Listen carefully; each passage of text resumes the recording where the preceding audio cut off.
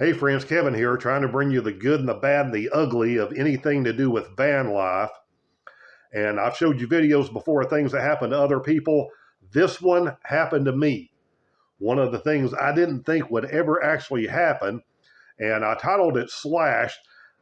A closer thing would, better description would actually be having the tires intentionally punctured. But I'm going to tell you what and how this silly thing happened. The whole fun, gruesome story, because it never should have happened. But the reason I'm telling this, and trust me, I thought about not doing it, is simply because you're going to have to be prepared for stupidity when you go out on the road, whether you're in a van or not.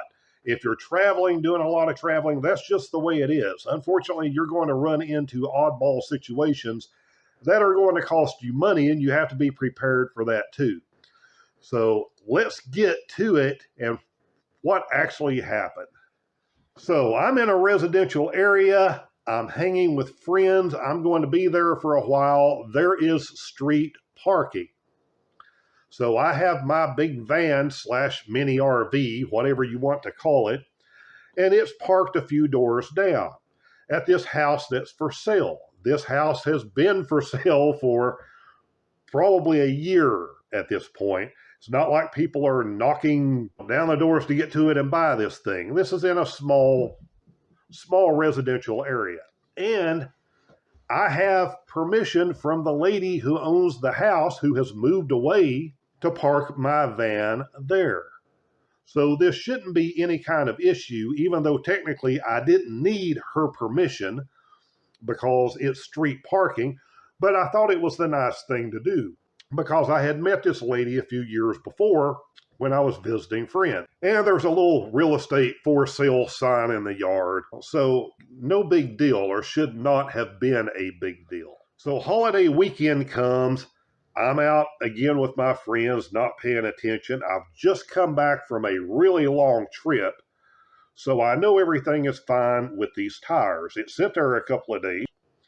I come out one morning, glance up the street at my van, tire sitting on the ground. And I think, well, this is odd because I haven't driven anywhere, and it's been parked for several days, and if I'd had a slow leak, I should have noticed it going down. But no, I'm flat, right on the ground. So I go up, I look, I don't see anything wrong. I run my hand around the tread. I don't feel any nail or anything stuck in it. Grab a tire pump. I'm trying to pump it up. It's not going anywhere. And these are big tires, 80 pounds of air pressure. And I can hear, when I turn the pump off, I can hear the air coming out, but I can't tell where it's coming from. And I'm really dreading having to deal with this because this is a van that's close to 7,000 pounds. And these are big tires and big heavy wheels, and it is what it is. So I call a buddy. We're out doing this. He's messing with it. I'm messing with some other things on the van. He gets the wheel off. He comes to me. He says, "Guess what?" And I said, "Oh no, man, don't tell me."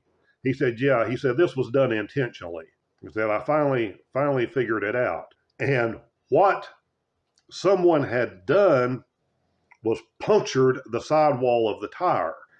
And the reason I didn't notice it is this puncture, probably with a screwdriver, was right where the writing was. So it wasn't that obvious like a big slash would have been.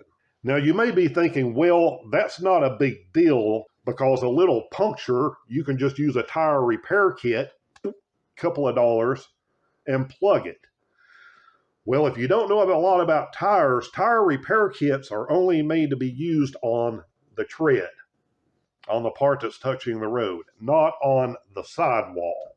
And while I actually have plugged a sidewall before on a vehicle, I would never chance that with this big, heavy travel van and take a chance on having a blowout in this thing. The thing that really was garbage was I had just replaced these rear tires, and that was the one that was done.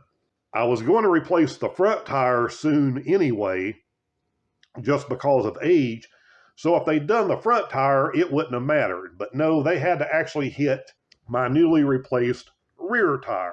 And these tires had about 2,000 miles on them from the last trip I took in it. So, several $100s plus for one of these tires. So it didn't come cheap. And I'm talking to people and we're trying to figure it out. And we're thinking, well, who's around in the neighborhood? The few things have happened. I'm talking to these people over the years, but nothing major. This is a pretty safe place, small town. Nothing much really happens. There is this older lady that's about 90 that thinks she owns the block that would go out and walk her dogs every once in a while, and she would have this stick cane thing that she walked around with. And my first instinct was that it was her, that Granny did me in. But then I got to thinking about it, and Granny's a little bit frail. Again, she's about 90 years old, and I don't think she would have been able to have the pressure to shove something through there and puncture this tire. So I ruled her out. Then I'm thinking, well, maybe it's just some random kid, but it seemed odd. Usually when something like that happens, some punk goes down the street and they bust out all the windows or they slice all the tires. Whereas this thing with me seemed to be I was the only one. Nobody else around had any problems. So it seemed intentional.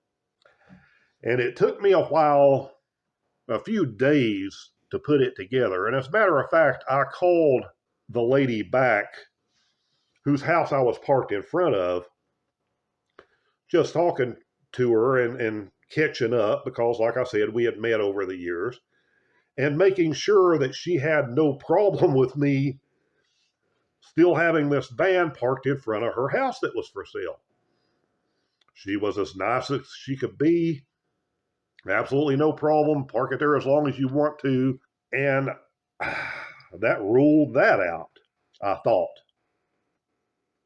This is where it takes a little bit of a twist. So what happened on this holiday weekend, one of her relatives came through, who, by the way, I had also met several years before that.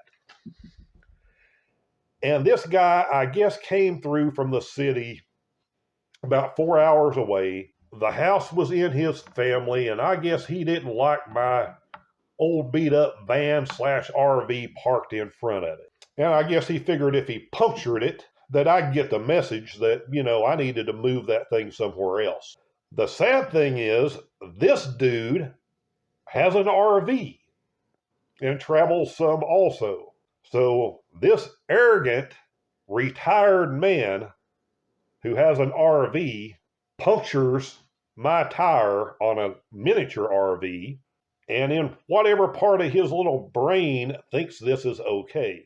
Now, I did not think there was any video of this, at least not that I had or the people I was with had, but somebody else in the neighborhood with a camera pointing down the street caught this on video. So I know exactly who did this to me. And I'm pretty certain that I'm right about the idiotic reason he chose to mess up my van life and mess up my van. So the question becomes, what would you do in this situation? Because of the distance from this camera view, you really can't make out like his license plate to make it a dead ringer for the police in this little town to actually do something. So as far as evidence, I don't think I'm going to have enough evidence to get anything done legally. I'd love to hear in the comments how you would handle this or how you think I should handle this. Should I let it go and just chalk it up to, hey man, you know, you've been out doing this for 6 years off and on. Something bad has to happen eventually. There's, you know, you chalk it up to, hey man, there's just some crazy people in the world.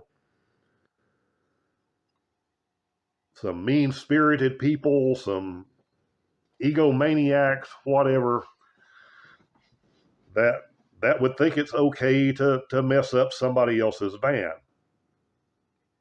for such a petty reason. Speaking of things that can happen on the road, you may want to watch this video and see how fast a van or an RV can get broken into, because this is going to surprise you. There's also a playlist over here of some other videos you may be interested in, and we'll talk soon.